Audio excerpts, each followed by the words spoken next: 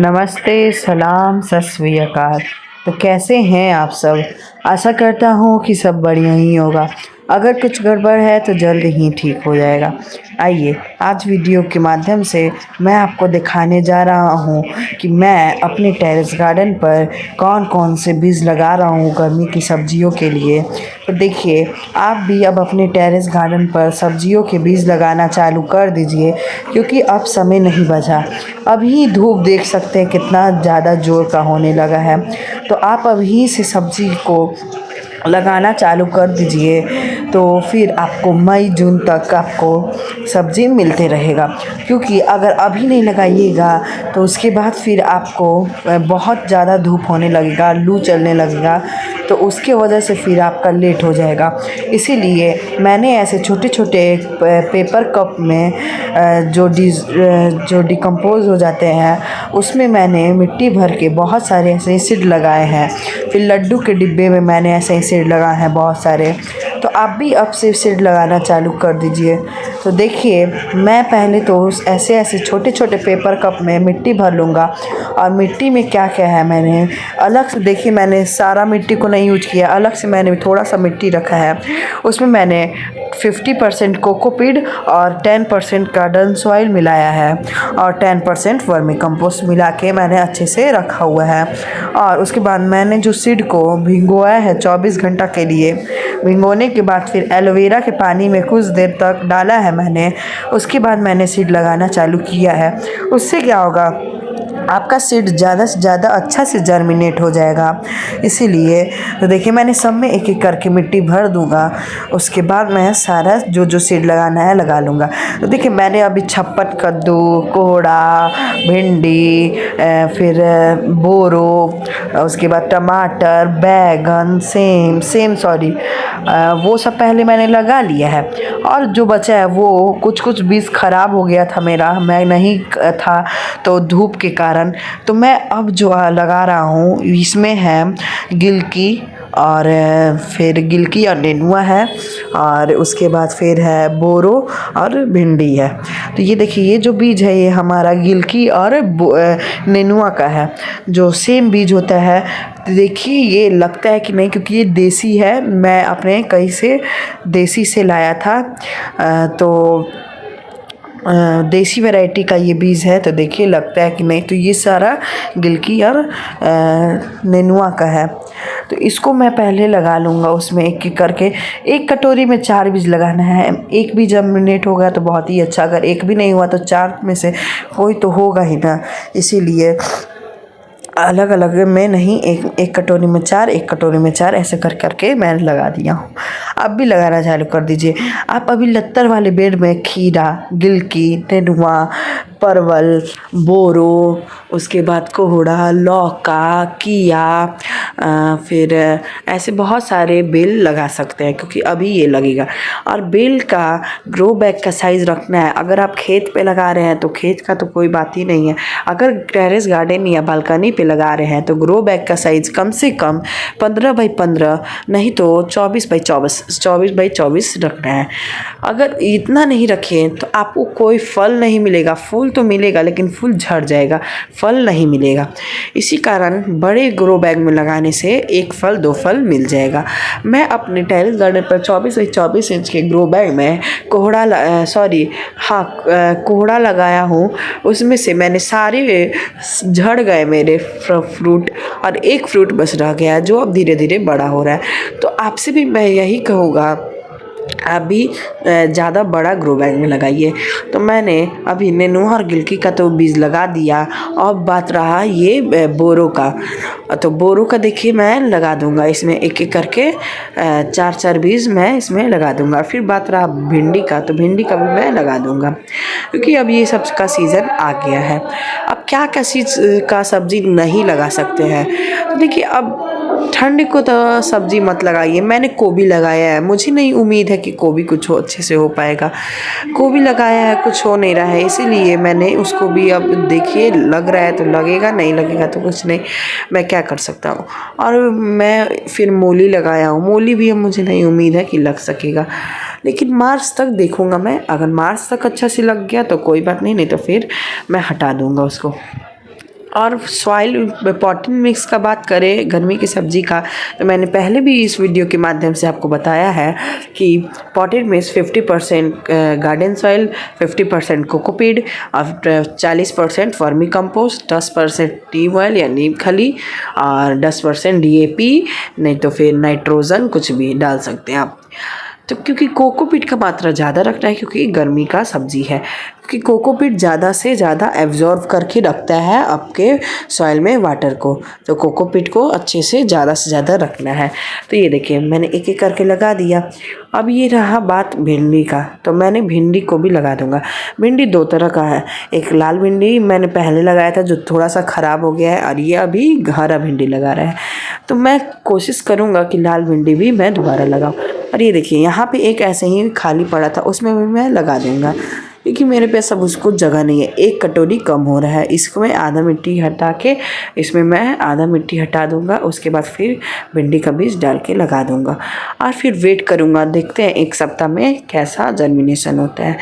तो फिर ये देखिए अच्छे से पहले मैं इसको मिट्टी आधा हटाया हूँ और उसी में मैं फिर इसमें डाल दिया हूँ बीज, और उसके बाद उसी मिट्टी से ढक दिया हूँ, देख सकते हैं आप। और उसके बाद फिर ढकने के बाद थोड़े थोड़े अच्छे से, हमको ज़्यादा ओवर वाटरिंग भी नहीं करना है और ज़्यादा कम वाटरिंग भी नहीं करना है। शुरुआत में बहुत ही अच्छा से वाटरिंग करना है, करते चले जाना है, मतलब शुरुआत में जब तक नीचे से ना निकल जाए। और उसके बाद दूसरी बार में आपको देखना है कि अगर मिट्टी नहीं सूखा हुआ है तब मत डालिए, अगर सूखा हुआ है तो पानी डालिए। तो ये देखिए मैंने कुछ पहले से सैपलिंग लगा के रखा था टोमेटो का, ये घर का देसी टोमेटो से ही टोमेटो का पेड़ लगाया है मैंने। और इसमें है मेरे कुछ करेले, और इसमें मैंने 56 कद्दू और क्या बोलते हैं भुट्टा का पेड़ लगाया था जो नहीं उग पाया, और 56 कद्दू उग गया है। ये सब हमारे अलग अलग तरीके के बैगन हैं, इसको मैंने बहुत अच्छे से लगाया था। ये सब अलग अलग तरीके के बैगन हो गए, और इसमें भी मैंने बोरो लगाया था जो कुछ उगे हैं कुछ नहीं उग सकते हैं। तो ऐसे ही मैंने कुछ कुछ नर्सरी बनाया है। करेले उस में दो दो लगाए हैं करेले, एक देसी करेले एक लंबे वाले करेले। ये देखिए हमारे टेरेस गार्डन का डहेलिया जिसको मैंने कटिंग करके लगाया था, मतलब कटिंग करके नहीं, नर्सरी से खरीद के काट के दिया था बीज से, तो उससे लगाया था। दो अलग अलग कलर का है, एक लाइट पिंक है और एक ये डार्क है। तो ये कितने अच्छे लग रहे हैं ये हमारे डहेलिया, देख सकते हैं। ये देखिए हमारे हैं बीन्स जो मैंने दिसंबर में लगाया था तो फिर नहीं ग्रोथ हो रहा था, अब इसमें ग्रोथ होना अच्छे से चालू हुए हैं। तो ये बीन्स आप देख सकते हैं, इसमें अब फ्लावर कितने अच्छे से आने लगे हैं फ्लावर। और उसी के बगल में मैंने ये लगा दिया ड्रैगन फ्रूट जो 3 कलर का है, वाइट है, एक रेड है और एक येलो है। और उसके बाद में अच्छे तरीके से पानी डालते चले जाना है, अच्छे से पानी डालिएगा। और उसके बाद फिर तभी डालिए जब मिट्टी सूखा दिखना चाहिए। ये देखिए मैंने कुछ में मिट्टी डाल दिया है, अच्छे से सीड को नीचे दबा देना है, दबाना नहीं मतलब सॉइल को ऊपर से ढक देना है। उसके बाद फिर मैंने अच्छे से पानी देखिए डाल दिया। कोकोपीट है इसीलिए पानी एब्जॉर्व कर ले रहा है, अगर कोकोपीट नहीं रहता तो पानी नहीं एब्जॉर्व कर पाता, सॉइल को धीरे धीरे पानी एब्जॉर्व करने में थोड़ा टाइम लगता। तो देखिए मैं धीरे धीरे पानी ऐसे ही डालते चले जाना है, और उसमें भी मैं पानी डाल दूँगा। और जैसे कि आप मैंने बोला ज़्यादा धूप में भी इस सब को नहीं रखना है, नहीं तो फिर आपका पेड़ को जलने का ज़्यादा संभावना है, क्योंकि अभी धूप देखिए कितने कड़ा हो रहा है और हमारे सीड अभी बहुत छोटे होते हैं, इसके कारण अभी ज़्यादा हम लोग को नहीं रखना है। अब बात करें सब्जियों के और फल के, तो फल में आप अमरूद लगा सकते हैं, पपीता लगा सकते हैं, आम लगा सकते हैं, ये सब ऐसे बहुत सारे पौधे लगा सकते हैं। लेकिन हाइब्रिड और कटिंग वाला लगाइएगा, नहीं तो फिर बीज से मत लगाइएगा, नहीं तो उसको फ्लावरिंग फ्रूटिंग होने में 3 से 4 साल लग जाएंगे।